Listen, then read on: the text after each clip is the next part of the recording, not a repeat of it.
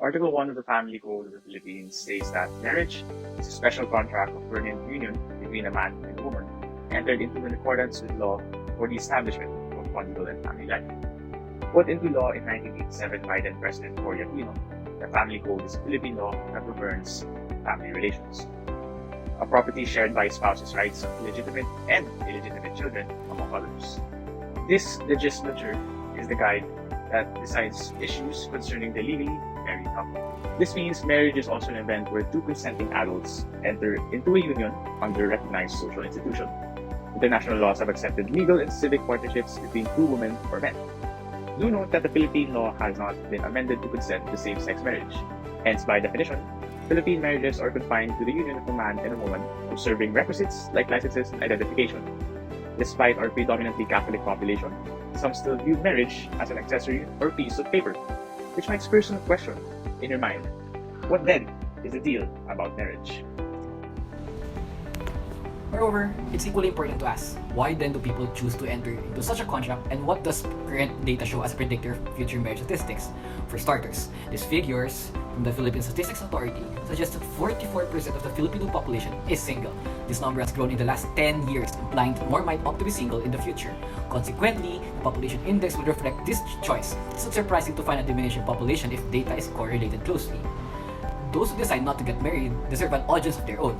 But in this video, we will get down to the reasons people get married and its subsequent attachments. Frequently, marriage ceremonies have vows. By definition, vows said during a marriage ceremonies are sacred promises between a couple. Mostly centers abstract Catholic concepts such as faithfulness and respect. Marriage is one of the 7 sacraments, and most Catholics believe they go through life needing to complete the 7 sacraments. However, civil weddings are also common.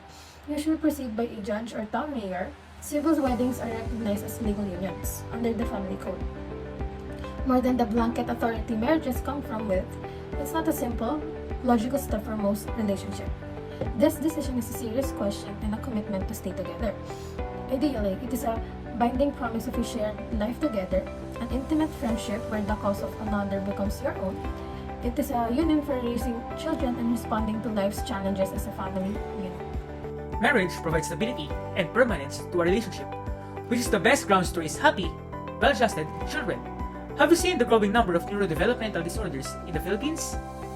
Multiple studies have suggested that a challenging home environment causes genetic predispositions to surface, and a union that is not grounded in permanence will find similar challenges more difficult to surpass.